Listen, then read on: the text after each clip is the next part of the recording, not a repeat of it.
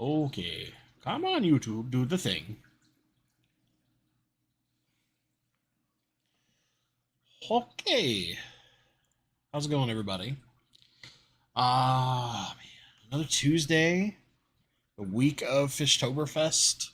If you didn't happen to see it, Kenny E over at Daniken Aquatics put out the full like speaker lineup and kind of how timing goes and everything. Um, so if you're going to Fishtoberfest, I'll see you there. Hopefully, I get to see a bunch of you. I know not everybody can make it in the Pacific Northwest. People are all over the country.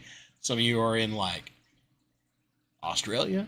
you know, we've got a few Aussie fans, which I understand. Rainbow Fish represent, right? Man. So, a warning for a stream today. I woke up and I had this like weird tickle pressure in this nostril, just this one. And I've been like sneezing and having just kind of like a runny nose out of just that one nostril all day. So something is irritating it. I'm not really sure what. Just in case, I took a COVID test because I'm supposed to go to Fishtoberfest. So, good news, negative, not COVID. But I'll probably take another one basically Friday morning, which is when I travel out Friday. So there's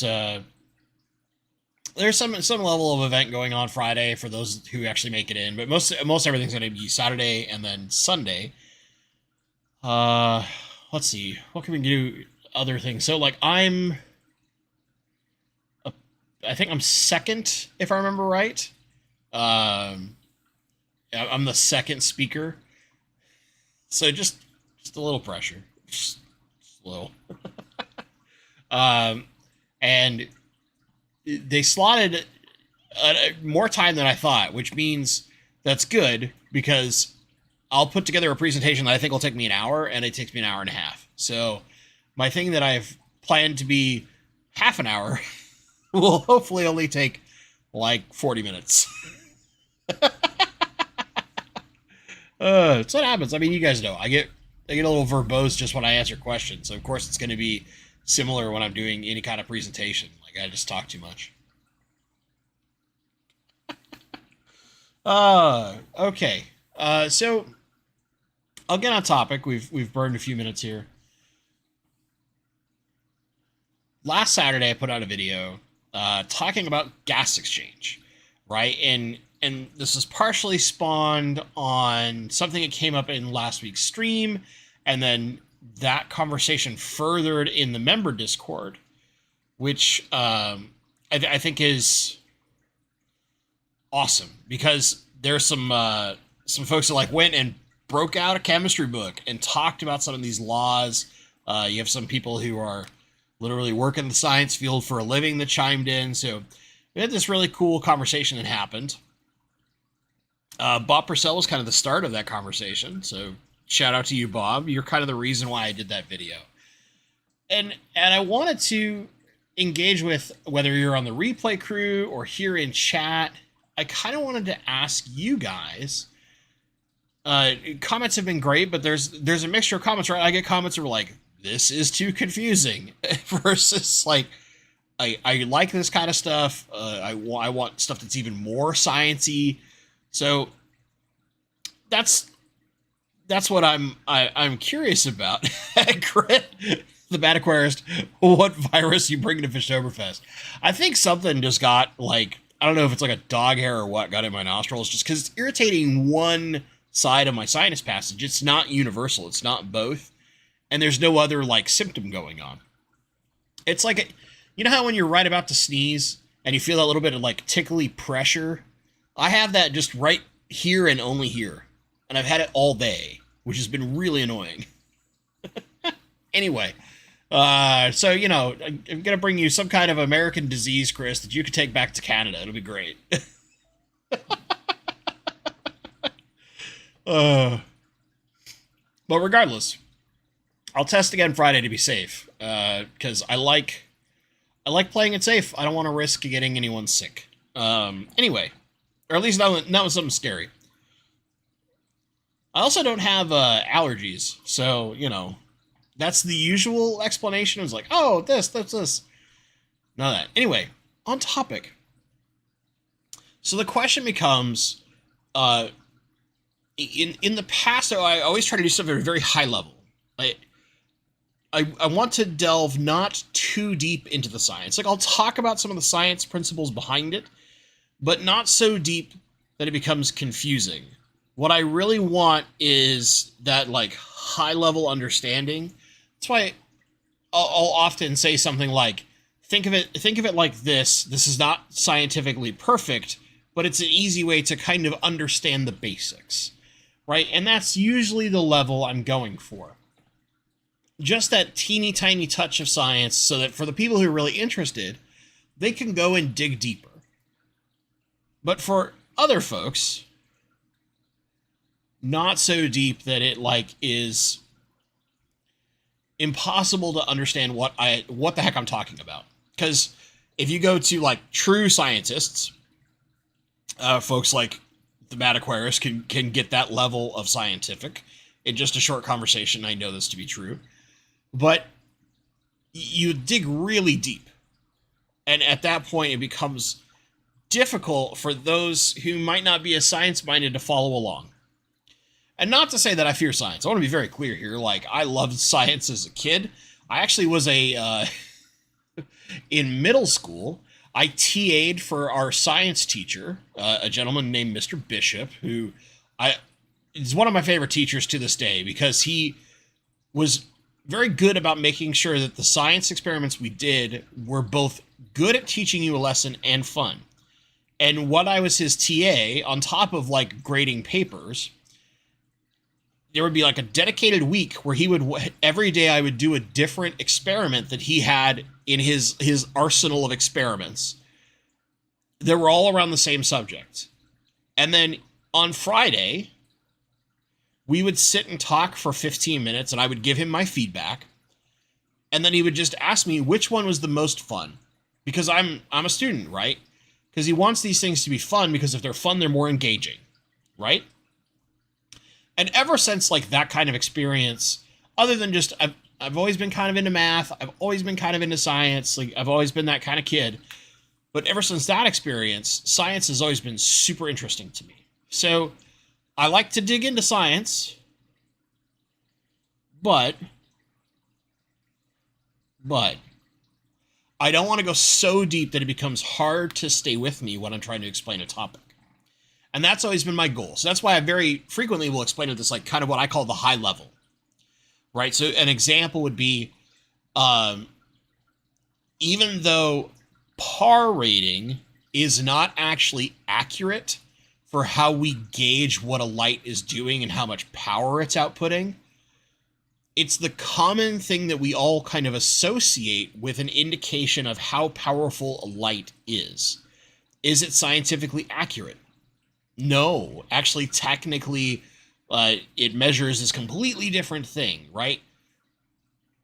But it's easier to understand if we go at some things that are technically a misconception, but it's what's easiest for us all to understand, right? You get a par meter, even though it's not measuring necessarily par, it responds in a way that we understand and gives us a nice simple number. Similar when we were talking about gas exchange, like trying to understand exactly how the carbonic acid effect occurs when CO2 and water mingle. There's two specific types. So what water's molecule is called versus what CO2 is called, and why the oxygen molecule in water effectively attacks CO2 and absorbs it. There's way deeper levels of science to explain that. I ignored almost all of that part, right? Because the point is, we don't need to go that level of depth.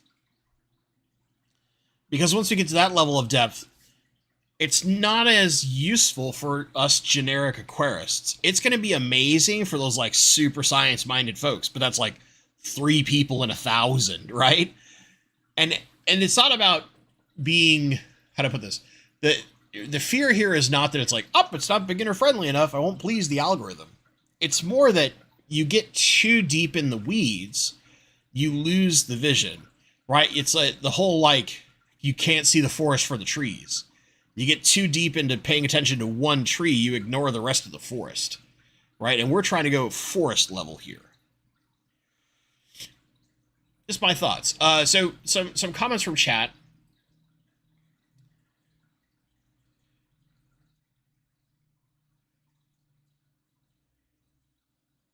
Julie J, I was literally just wondering who you had for science, either.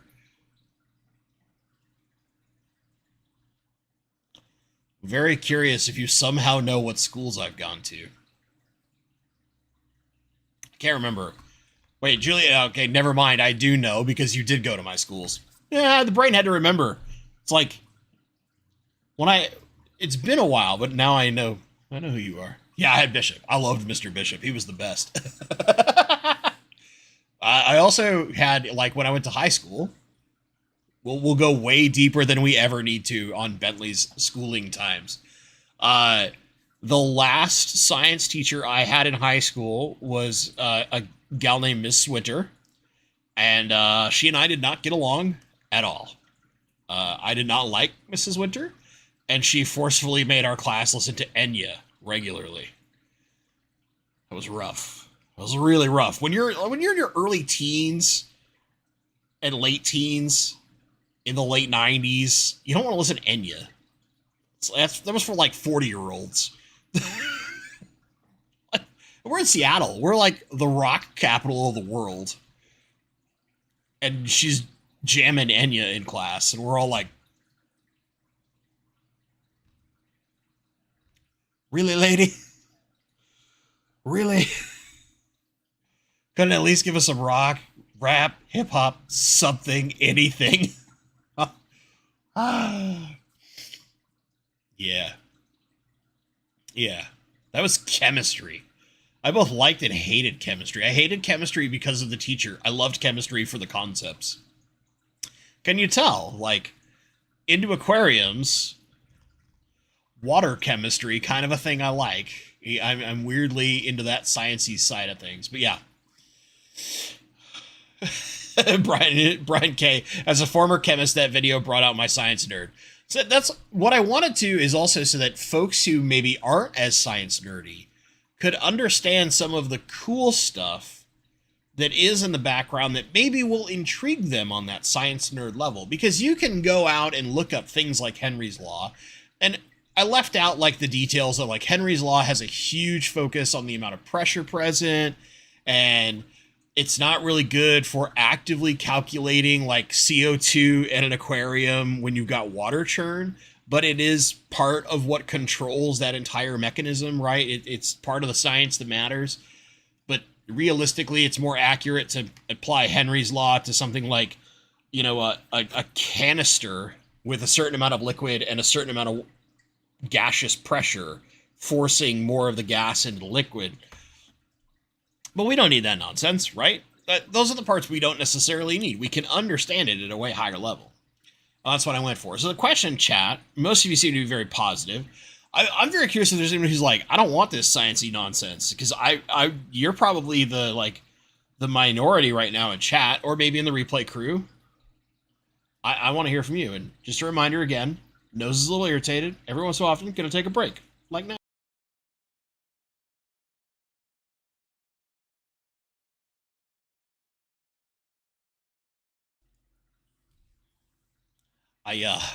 Killing me.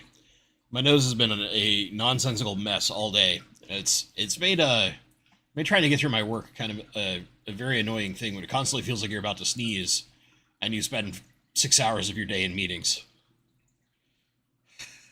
and then you have to do 4 hours of work in 2 hours. All right. So I'm gonna grab a couple comments from chat, and then we'll get into the usual open question session at this point. Nice and early. We'll have plenty of time for questions. So from Brian L. Yes, please. I might be a little biased since my field of training is based in wildlife biology and ecology, but success of this hobby is completely based on science at some level. I agree. And I think the biggest thing is finding a way to make that science as digestible as possible, to make it as easy to understand and absorb. And that's always been my goal, which is why I will often describe things completely incorrectly. And let me give you a stupid example. It has nothing to do with fish. So I'm a big fan of the Vietnamese noodle dish called pho. Most of you probably know pho. Maybe you've heard it as pho, but technically pronounced pho. And when I was in high school, so one of my friends all the way to kindergarten is a guy I've known for a very, very long time. His family owned this phenomenal Vietnamese restaurant, and they made amazing pho. And I used to go out and get pho at my buddy Alex's parents' restaurant at least once a week in high school. As soon as I could drive, I would regularly go to his parents' restaurant because it was so good. And sadly, they closed the restaurant down because they wanted to retire. They just chose to close the restaurant down. It used to be this amazing place in Bellevue called Saigon City. Still to this day, the best pho I've ever had. Granted, it's not like I go searching for it, but anyway, I've eaten a lot of places in the Seattle area. It was always the best. At one point, I was taking a friend who had never had pho before. And he was like, "What is it?" I was like, "Well, it's a noodle soup." And he's like, "Yeah, but what's in it?" I'm like, "Well, kind of nothing and kind of everything all at the same time. You get to put the stuff you want into it." He's like, "Well, what's it taste like?" And I was like, "Well, it has this really good broth." And he's like, "Okay, but what's it taste like?" All right, the easiest way I can put this to you. Do you like chicken noodle soup? He's like, "Yeah, it's kind of like Vietnamese chicken noodle soup, but it has no chicken." And he's like, and my friend, at this point, we're sitting at a table, by the way. We're sitting at a table in the restaurant, and my buddy, who I have known since kindergarten, I still talk to him every so often to this day, looks at me with what is horribly inaccurate, right? The flavor profile, all that kind of stuff, nothing like chicken noodle soup. And yet, for that friend, it was just like, that sounds good. I want to try that. Right? It wasn't about being perfectly accurate. It was just finding some kind of thing that connects just enough to spark the curiosity. And while I'm not usually that horribly inaccurate with fish stuff, sometimes I probably am. That's my goal, right? Is to find something that makes it easy for someone to understand the base concept, and if they want to, be able to dig deeper. That's usually my goal. Guppy Girl will bring on the science. I can only bring on so much science. Only so much science.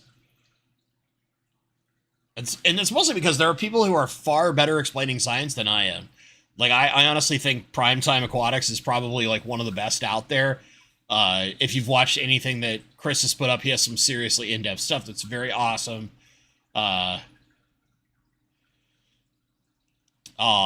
Chris, you're being too nice to me, man. I find your videos to be exceptionally thorough and detail-oriented, but most importantly, your pace of delivery is always on point.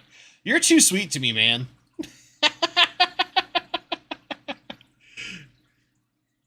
Too sweet to me. There's still room to improve. There's always room to improve. Namakov fan, in terms of engineering, teach me the concepts because I need to know them, but I don't need to see the calculus. That's the analogy. I need to know what I don't know. Yeah. It's funny, like, before I got into tech, I actually looked at going into engineering as a field. So, technically, I'm, like, in a form of engineering. They use engineer in my title all the time, but I would never necessarily... It's only when I do something smart do I ever go, engineer. And most of the time, I'm like, engineer. But, yeah. I totally get that sentiment. That's kind of what I'm going for. Planted Goldies. Bentley, want to pack aqua soil in mesh bags. That's the MD fish tanks approach. Right under my Amazon sword, capped with sand. Is this possible and will it work?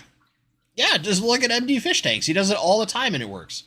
Now, the one thing that I will say is you need to make sure that uh,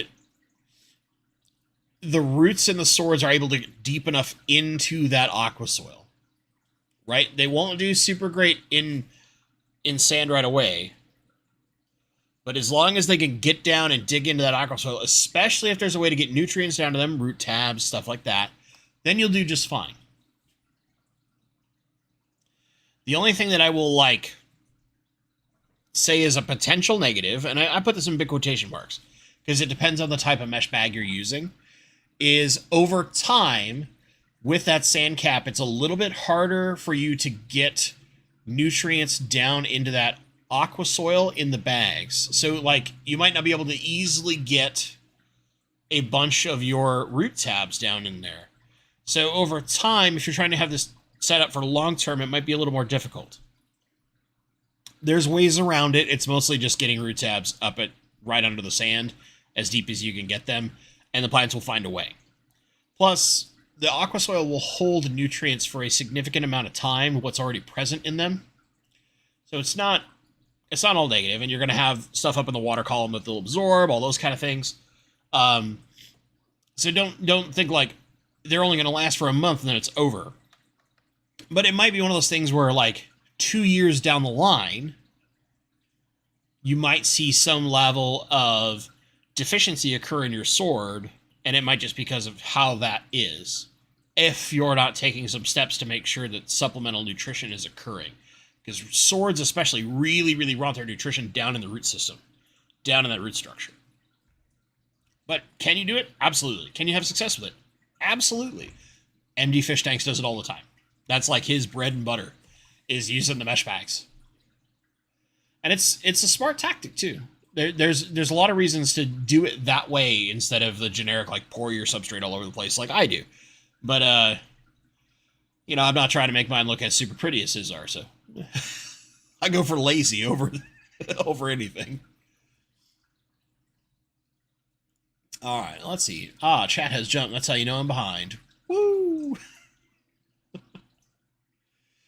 Kingfisher's Catch. I have an issue when someone over-explains things as a show of intelligence, much the same when a gym butt shows off how good they are lifting weights. I think some people inherently who are really into the details have a lot of difficulty not over-explaining things. There are some people who are just they get so into the details of everything that they'll explain things in the same fashion. I have a friend who's like this, and we'll just go way, way deeper and explain something that they could do in 3 minutes in 15. But more importantly, gets maybe so far in the weeds of the details that you forget the important part of the high level concept. And that can be where it can certainly be hard. And some people just aren't very good at dialing that back. At times, I'm not good at dialing that back, and I'll talk way too long on things I probably don't need to talk way too long on. But that's me. I talk too much. Craig Broderick, we are water keepers more than fish keepers. That's a very interesting statement because it's very accurate. The success that we have with our fish comes more down to understanding how to keep your water right. Well, right. Big quotation marks. There's 11 solutions to right in this case. But how to keep your water in good condition for the fish, more so than it is about some of the other things that we pay attention to in fish keeping. It's a very interesting way to put it there, Craig. I like it. Vibe Aquatics, don't forget to smash the like button, y'all. You're a better YouTuber than me, Vibe. Test Eagle, I just want the useful level of science. Okay. One sec. Nose break again, sorry.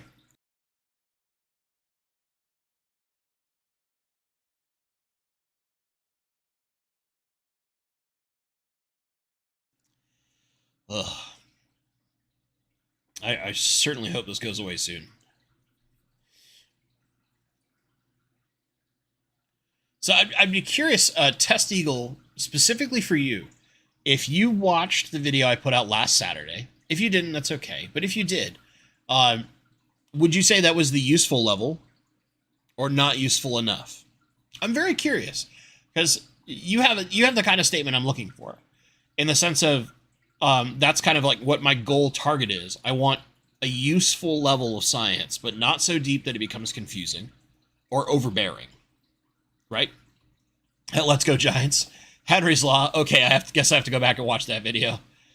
I touched on Henry's Law just a little bit. Not too deep. Not too deep. First Class Fish. Pho is good stuff. Totally. I love pho. I think a lot of people who like have had an opportunity to have pho love pho because it's so customizable, right? You get broth, noodles, and meat if you're not a vegetarian, right? You can have vegetarian pho. And then it's just like, here's a plate of all these things you can put in it. Go nuts and figure out your secret voodoo. Right? It's your own like custom witch's brew. Like mine is very heavy on the lime and the Thai basil. I'm not a spice person, so like I don't go like crazy with Thai chili or anything, but I use a lot of Thai basil, a little bit of sprouts, and a whole lot of lime juice. I like that very citrusy, herbaceous pop to my pho. You're learning weird things you probably never needed to know about me right now.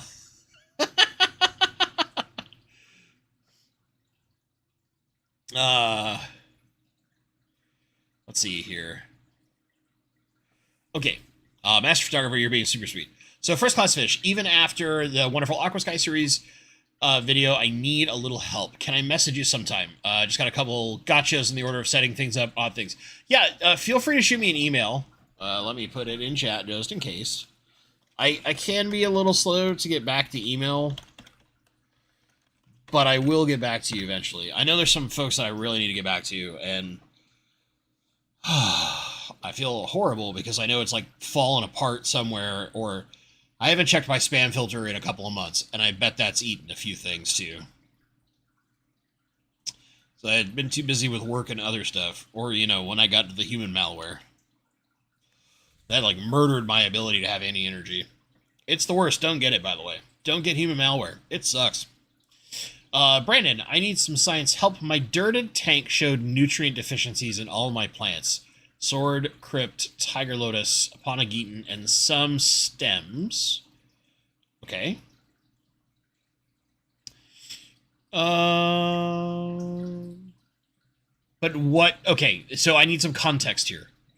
What I'm looking for is... What nutrient deficiencies are you seeing? Can even if it's just describe what the plants are doing? Because you can say a nutrient deficiency and there's a million of them, right? So the question is like, what kind of deficiency? The other thing I'd really want to know, Brandon, is how much soil do you have versus how deep is your cap? Because all the plants you're describing are ones that want to have a fairly robust root system. And if you have only, say, like 2.5 inches total between your cap and the soil, they might just not have enough room to establish the root system they need to be at their, like, optimal health. So give me a couple of those details and I'll dig in. Test Eagle, I watch a lot of YouTube, so I can't remember if I have, but I'll revisit and leave a comment on the replay. Thank you. I appreciate it.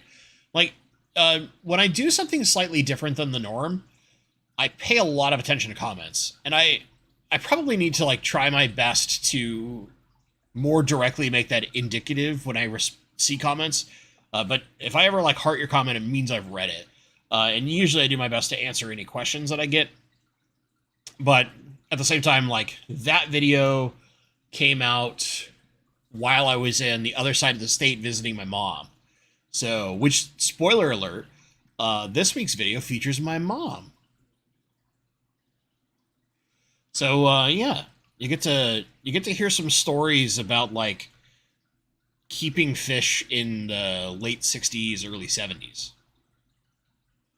Featuring my family. So, yeah. Yeah. And then it's so funny, because my mom told me this story, and I'm not going to tell it to you because I have to have it for a video the next time I see my mom. She told me the story after we were done filming, because we just did a short video because I didn't want to do dumb YouTuber thing and make my entire trip to see my mom about some stupid video. But it was one of those things where I talked to her ahead of time. She'd agreed. And we did I think it's like a 10-minute video. Super short. But she told me the story, and immediately I was like, that story alone is a YouTube video.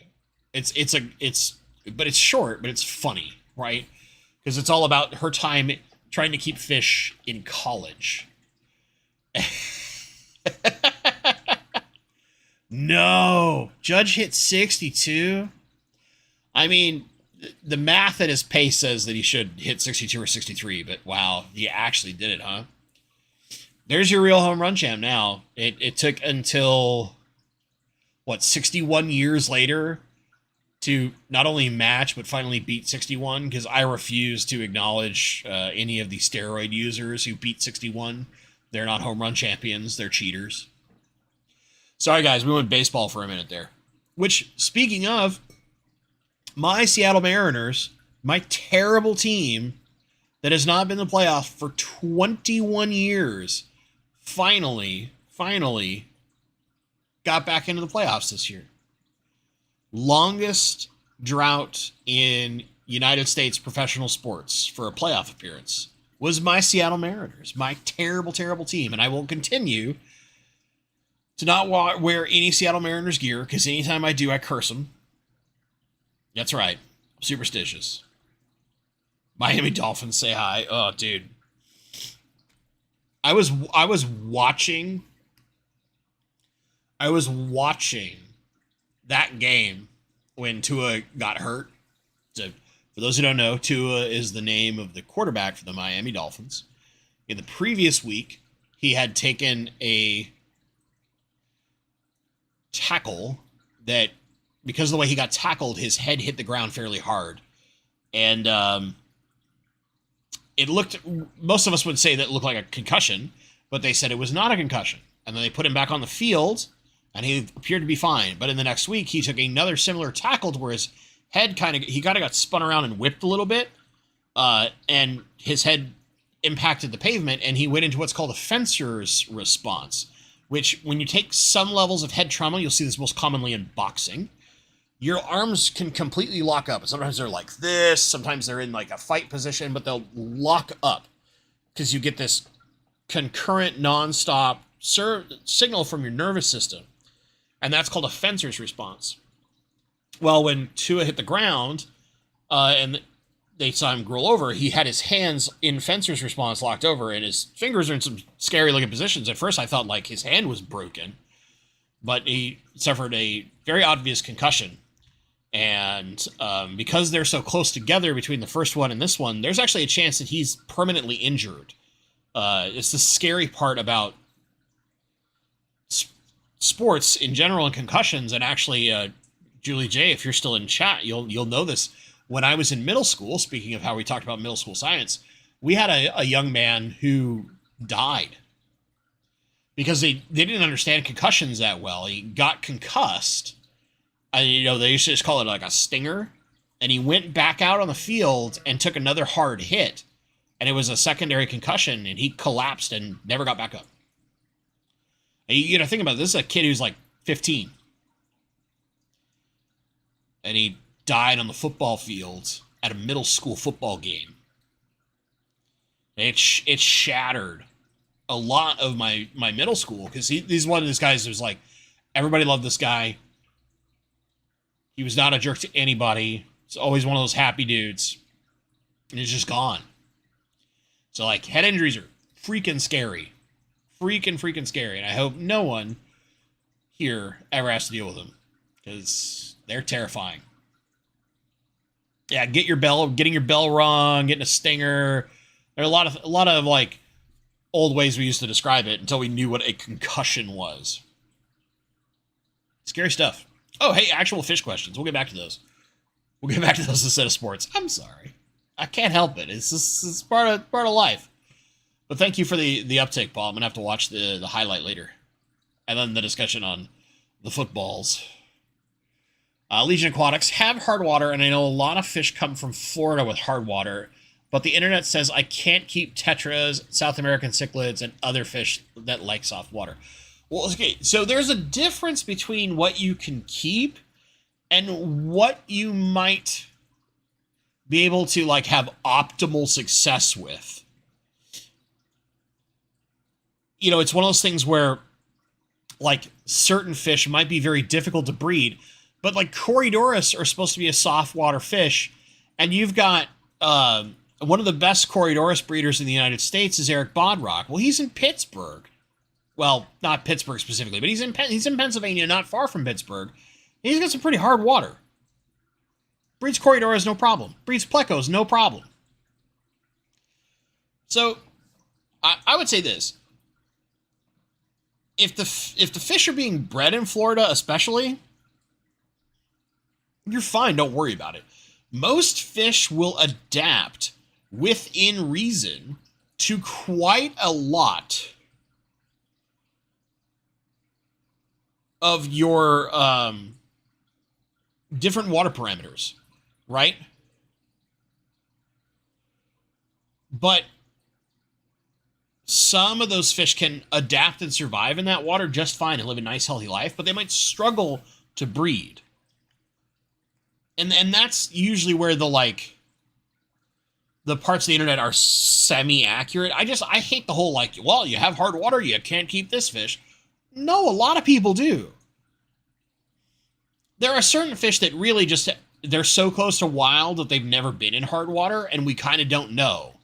So often the assumption is you can't. But if you're willing to give it a try, go nuts.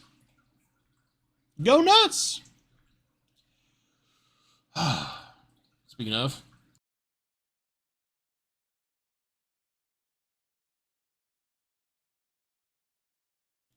my freaking nose is nuts.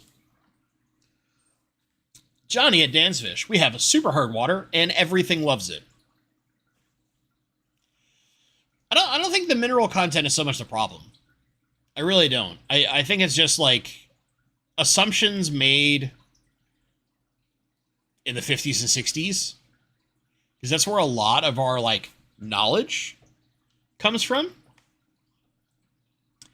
Are not necessarily accurate because they didn't take the time testing all these things yet. Yeah, I don't know. Just my observations. Certainly not science, but yeah. All right. Ooh, Gabaka fan, man. Also happened on your birthday. All I wanted is that, yeah, it would. It sucks, dude. We talk a little later if you want on that, but it sucks because all of a sudden you got this quarterback who everybody thought was going to flame out of the league, and all of a sudden he's playing phenomenal. He's looking great. This team that's had so much trouble is finding success, and then disaster strikes. Brandon, haha, follow-up. Glad you asked. I got 1 inch of plenum, 2 inches of kitty litter. Okay. 2 inches of potting soil. Okay. 2 inches of kitty litter again. Okay. Nutrient deficiency, so it looks like yellowing of leaves, small melting, 36-inch Hygger light at 100%. So usually, yeah, it sounds like nitrogen, right? Because you've got yellowing leaves. One thing that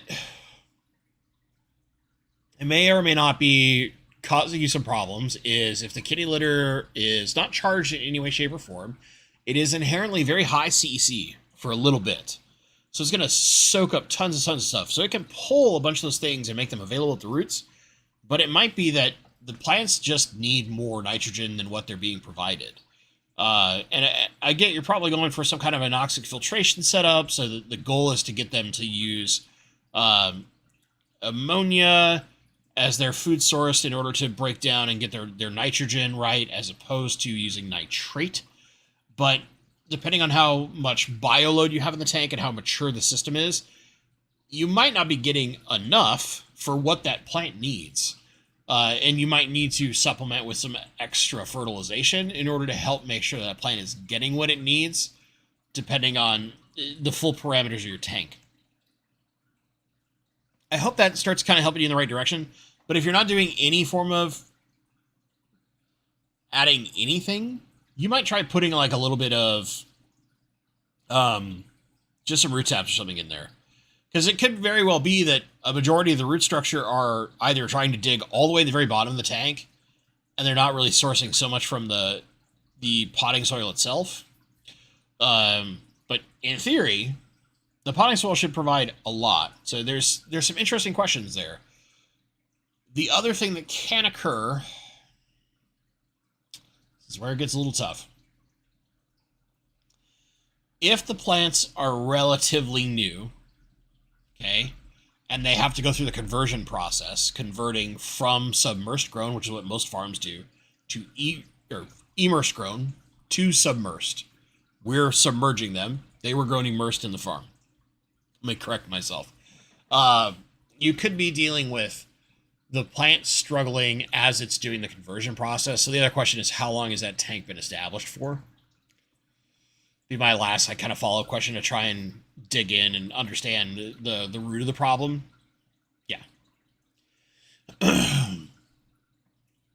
Angie Bear, while that's sad, I remember concussion checks in the 90s. How many fingers? Okay, good was the next extent of it.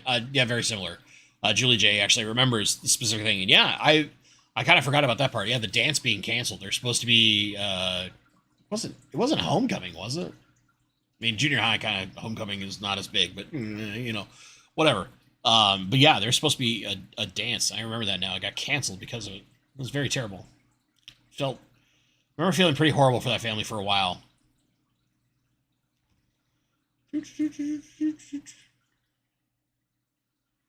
Two end Fitz before the game. I love Fitz Magic, dude. That guy's great. That guy's he's a blast. All right, let me see here. I'm gonna try to bang in a few more fishy questions before we get to the end of time. Not that we still have like 20 minutes, so we got plenty of time. But you know, just in case. Aquaria Life. Any help with breeding tips for pseudomcgill paluticolas? Okay. So, I have to remind myself, I literally need to see them. This is the problem with a lot of the pseudomcgills. When you're not a big pseudomcgill guy, I mean, I know the generics on breeding pseudomcgills, but I always forget. I know it's not the Melis. That's the super problem child. Oh, right. They're the ones with this body shape. Right. Okay. So, in regards to Paluticola, it's very similar to most other of the... Thankfully, it's not as bad as like the honey blue eye. That's like the worst. But in general, what I would say is lots of live or frozen food. If you are doing baby brine shrimp, perfect. And the reason why we want to do this, lots of micro foods like that being present inherently encourage the fish to know, like, lots of food is present that's very small. Babies can survive. It triggers a natural instinct. It's akin to when we're trying to mimic the rainy season. This is the other thing you want to do. Water change more. The more you water change, it kind of simulates the rainy season for our fish. And that's when they're most likely, that kind of spring season, to breed a lot. Now, pseudomcgills, melanotanias, all the rainbow fish, they're a constant spawner. However, if you're having trouble getting them to kind of give you reliable eggs in the first place, we can use some of those tricks to mimic nature to help trigger that natural instinct to kick in. Right? Because it might be that there's some other lingering stress or something like that, and we can alleviate those stresses with good quality food, good quality water. Right? We do those things, we're going to help get them to naturally kick into gear and do what rainbows do best. Make eggs. Lots of eggs. All the eggs. Now, in the case of raising the eggs, if you're noticing that the pseudomcgills are getting in there and chewing up the eggs or something else is, you're going to probably have to go mop picking and remove your eggs, move into a separate container. If you're having issues fungusing on eggs, right, then you want to look at, like, get a small specimen container and literally, like, a single drop of methylene blue. If you can't get methylene blue, look for Prazipro or anything else that has. It's typically praziquantel is used as a antiparasitic, but often the ones that get that like purple color, like Prazipro specifically, it's because they have a tiny amount of methylene blue in them as well. So you can use something like Prazipro specifically for those of us in the United States. It's a little easier to get a hold of. Like 2 drops of Prazipro in a little container is enough to get enough methylene blue in there to prevent fungusing on eggs. I've done it myself. It's very, very effective. As the eggs start hatching, if you do have to keep them in a container with some kind of methylene blue, as they hatch, you want to make sure that you're moving them out of the methylene blue water and into open fresh water. And then from there, you just want good small food. Ceramicron, golden pearls. Pseudomagills typically are born large enough to eat baby brine shrimp right off the kick. But just in case, if you want to be cautious, you could look at something more like vinegar eels, microworms, or if you're super, super good, infusoria or paramecium. So super, super small foods. And then once they get a couple weeks in, they're going to put out some body size. You can move on to like baby brine and all that kind of stuff, and then steadily just raise them up from there. I hope that gives you like the basics. In general, what I would say with the Paluticolas is keep them a little warm, not hot, but like 78 to 80. And in the case of a raising tank for the babies, you might want to go like 80 to 82. That increases their natural metabolism, though. So keep in mind you're going to have to feed them a little more regularly. And they don't really have much of a yolk sac to begin with, so they basically have to eat almost right away after hatching.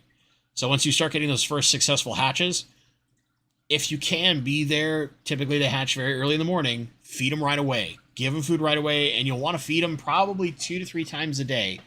Lots of small meals is way more effective than like a big meal. And that's the case for any of the rainbow fish. Multiple small meals a day, you will have far more success than one big meal when it comes to the babies. Hope that helps. Beck's Fish Rooms, I bred pygmy corridoras in 7.8 to 8.0 water. No issues. Got them from Dan's. There you go. That's soft water fish. Breeds in hard water. Yeah, a lot of that stuff. A lot of that stuff.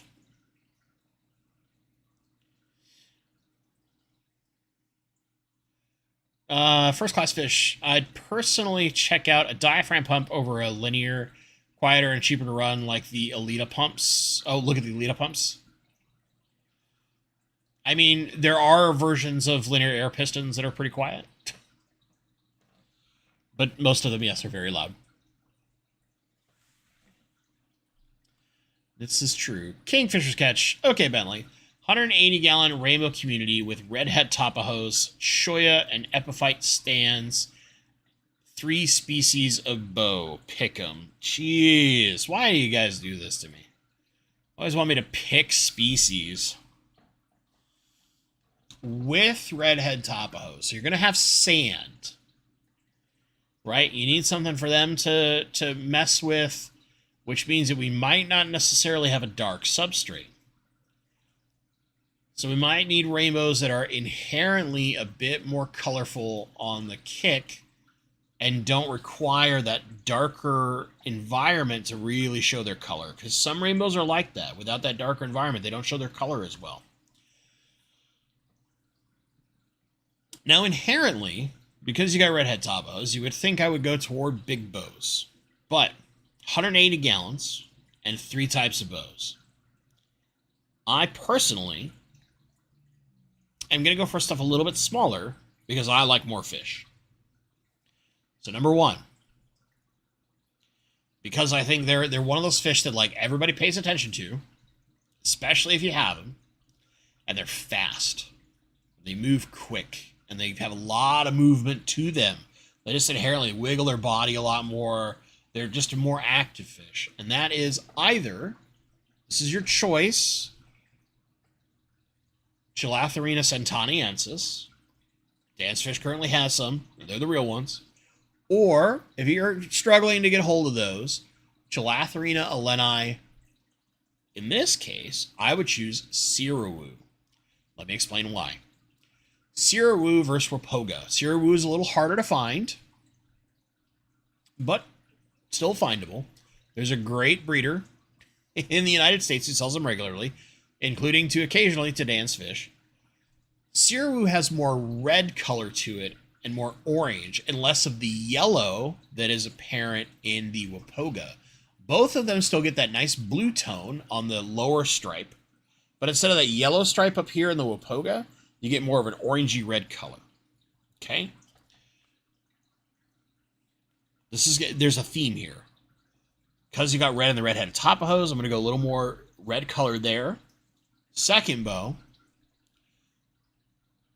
very similar in the sense of a little bit of red.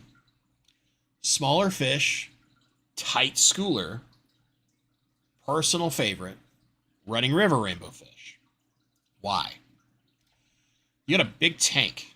If you get like 20 to 30 running rivers schooling very tightly in that tank, because of how much smaller they are than the redhead Tapajos, they'll kind of be like super cool tetras. So think like rummy noses and how tight they school and how awesome it looks to have a big group of them zipping around a tank. But think about rainbow fish instead. That's what running rivers should give you. Males are going to have that beautiful red color, but they're going to have a little bit of gold, that black striping, right? Get done this nice mix of stuff. And they'll school nice and tight, and they'll zip around as a group really, really effectively. And they stay smaller, so they kind of make the redhead Tapajos stand out a little bit, but they're always going to be that thing that catches your eye a little bit because they're such a tight group. Finally, we're going to break a touch away, but we're going to go into the blue section, right? We've got 3 reds. We've only got 2 blues right now. Tapajos have a little blue. The Sirawus have a little blue. Unless you want the Centoniensis. Then you're kind of going the all-red tank, and that's fine. If you're going the all-red tank, then the next one for me would be playing deep in the red game, and I would look at the Millennium Rainbow Fish, the Pseudo-Incisus. It's Glossolepis. Now you've got 1 Glossolepis, 1 Chalathrina, 1 Melanitania. Nice mix. All 3 genuses represented. Have a little fun with it. Enjoy it. Now, if you're not going that route, at this point, again, a little bit smaller fish, but I like them a lot, and they're a common fish. They're much easier to get, and that's going to be the Kamaka Rainbow. You get that cool, like, kind of steely pale blue, right? That more powder blue-gray color that they have got going on, but then they get that nice bright head stripe whenever they're trying to show off the boys. They don't get super big. They're very active.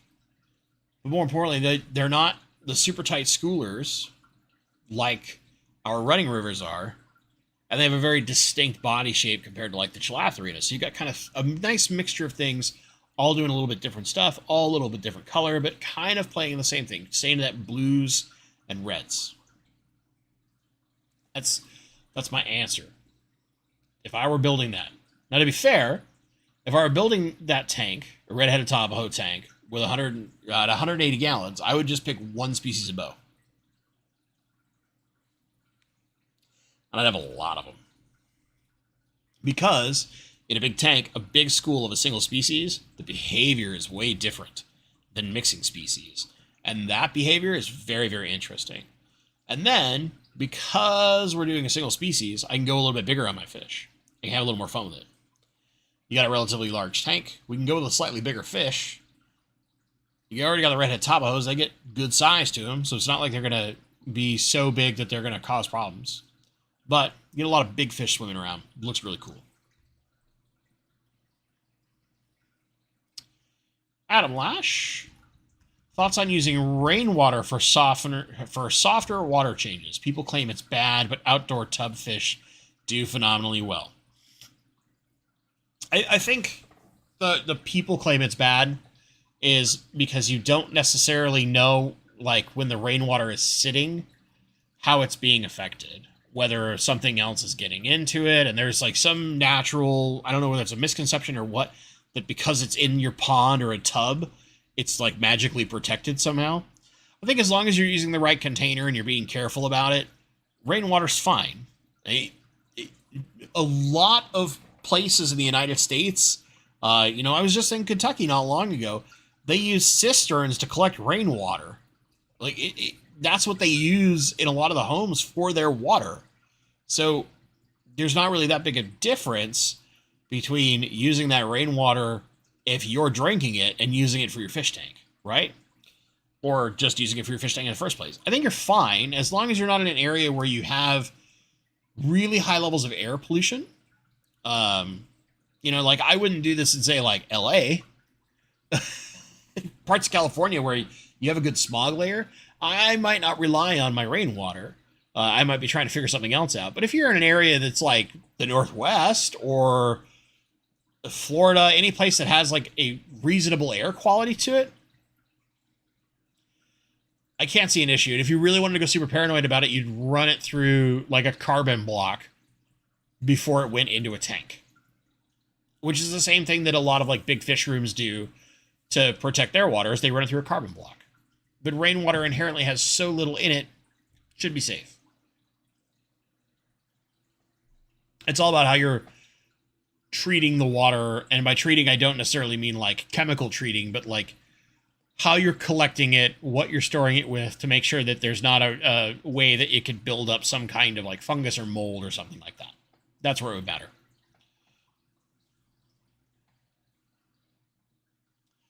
Planet Goldies, have you ever fed Cichlid Excel? No, I've never fed it. I don't keep a lot of cichlids, so yeah. I usually don't buy very much like cichlid specific, we'll put that in quotation marks, cichlid specific foods. I haven't personally tried it. Yeah, who makes it? I'm gonna look it up randomly if you don't mind. Oop. Are you talking about the Hikari stuff?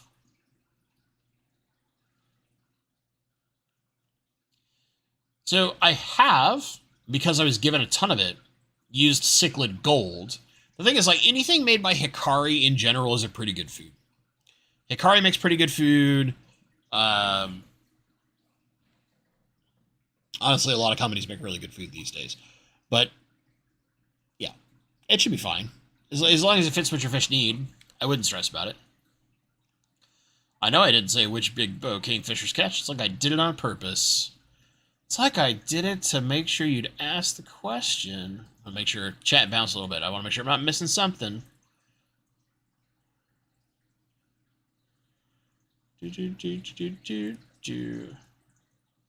Connor Costello, do you like dwarf chain swords? And what is their care? Especially how to manage in one space. Also, is Pearl Weed as easy as people say? How do you tell if your tank is low tech or high tech? Man, Connor, just piling the questions in. I have grown pygmy chainsword or dwarf chainsword, whatever you want to call it, Halanthium, Telenum, or Tenellum. Wow, it's bad when the science side of my brain just like goes and doesn't remember plant names. I'm usually very good at that. I've grown it several times before. I like it a lot. Now, if you want to keep it in one spot, that's the tough part. It loves to chain out, right? It's chainsword. It's going to go all over the place. How can you mitigate this? Barriers. So the way that you would do this is like, when you see a lot of that really awesome aquascaping out there and they'll build this nice rock barrier, then they'll have sand in one spot and aqua soil behind it, stuff like that. You can do something similar where you can use physical barriers that prevent the roots from going under or around or over easily. And then as you do see things pop up, you just remove them and replant them into the area you want to keep them. But just keep in mind over time, it's going to get so dense that they're going to have to be thinned out. So keep that in mind. I do like that. What's their care? Simple. They're a root feeder. They like medium-ish light, and they're really, really easy. Sometimes they take a while before they start branching out, but once they do, they're going to take over and go hog wild. Kind of like vowels, dwarf sage, any of those plants. Very, very similar care. Is pearlweed as easy as people say? Yes. Pearlweed's relatively easy plant. Sometimes it has some trouble settling in, but once it settles in, it's very easy to keep. How do you tell if your tank is low or high tech? Get into an opinion question now. Okay, this might be the last one for the night, because I'll probably talk too long on this, but I'll try to keep this short. Traditionally, Low tech meant no CO2, and high tech meant injected CO2. But there's a lot of nuance. So what I would say is, if you have a 125 gallon aquarium, right, relatively tall tank, but you're using a Fluval Aquas guy, even if you have injected CO2, it's not really high tech because you're not pushing enough light to match the CO2 and the requirements that the plants might have. So realistically, the difference between high tech and low tech traditionally is just whether or not you were using injected CO2. But a more accurate understanding, realistically, should be not tech, but maybe capability or power. So in a low power system, you're going to have maybe upwards of medium levels of light with no CO2. So you don't have something that's going to really cause insane growth in your tank, but it's sustainable for low and medium light plants that are easy. Then you're going to have a medium power tank. This is sort of somewhere where you're probably going to have either high light and plants that can handle that without CO2, or maybe have a low amount of CO2 and medium to high light, aka how I keep a lot of my tanks.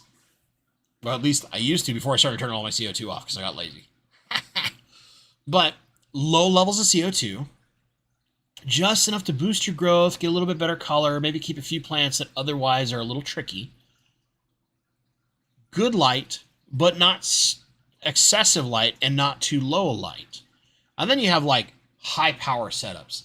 This is where you're talking the Chihiro's Vivid 2, the UNS Titan, the Aquadesign Amano Solar RGB, all these super powerful lights. Or for those of you who like doing the big tube setups, you're like Tom Bar, you've got this massive array of tube lights all perfectly configured. You're running higher levels of CO2, so we're talking at least 30 parts per million CO2, maybe even more toward that 40 parts per million CO2 or higher. That's where you got you look at your hyper aquascape and you just see the bubbles just churning away like crazy. You can barely count the bubbles per second in a little glass bubble counter, those kind of things. That, I would say, is a high-power tank. Now we're talking about the ability to keep very demanding plants between the amount of CO2, the amount of nutrition we're going to have to provide, and the power of the lighting that is capable.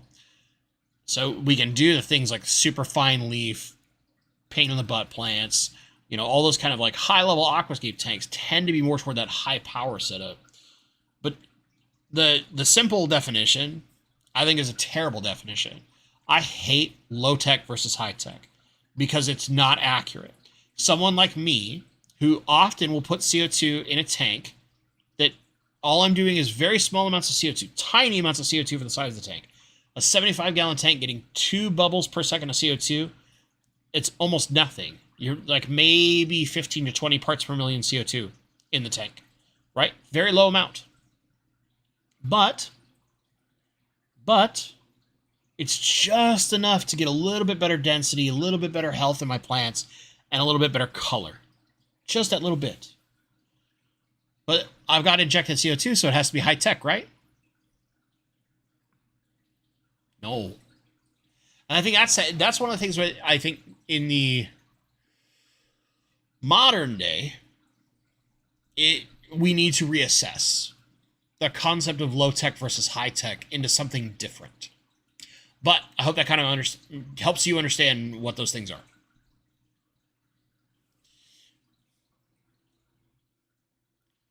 All right. I got a little time. I'm going to try to get one more question that I saw in here. Oh.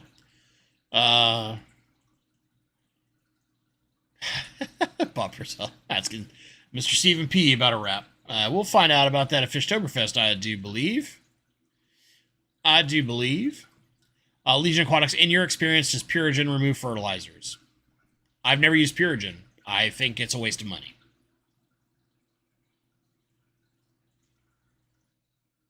Hello. Shots fired. And then the last question I'll get to. Brandon, by the way, if you haven't seen Brandon, here is my email. Please shoot me an email. I'll try and help you out and see what's going on. Tank cycle for about a month. Stock has muck guppies, maybe around 50. Plants pulled from my other plenum tank as they grew in way too big. For its added iron easy. Green and root tabs at the base. It's very possible that they've already consumed the amount of root tabs they had present and they need more. That might be why you're dealing with the yellowing. Yeah, it's my best guess. Now, to answer Kingfisher's Catch, you didn't say which big bow. I know I didn't. And I'll tell you now, and it'll be the last thing for the night. Simple, easy peasy. I would choose to do something a little different. Not very common, but I would put in Van Heeren-i. Specifically, because they're more commonly available, and Dan's Fish has them, which means I can actually get them, because it's very hard to find the other ones, but the Fowey Village Van Heeren-i. They don't get quite as big as traditional Van Heeren-i, because they used to get like 7.5 inches. They get huge for rainbow fish. But they're a very unique looking bow. They're very cool. And if I wasn't going that route, if I was trying to do something more interesting and unique, I would 100% try and get a hold of a very large group of Glossolepis maculosus. Those are the two options I would look at. One of those two. Van Heeren-i, easier to find. Maculosus, the goal. Because you don't see a big group of maculosus in a large tank anywhere. And they're very cool. Very cool. Test Eagle are talking rainbows like the Australian fish. Australian and or New Guinea. Yes. Yeah. I'm a rainbow fish nerd, man. I have rainbow fish in this tank. This Fluval Flex has like 10 rainbow fish in it. Crazy, right? All right, gang.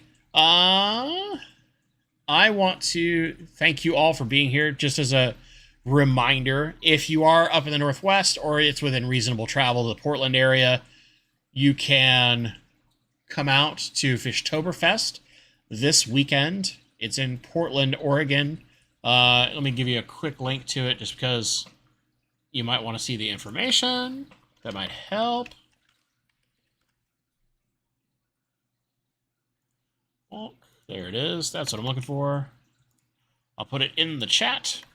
Come see me live. Have fun, talk, all those things.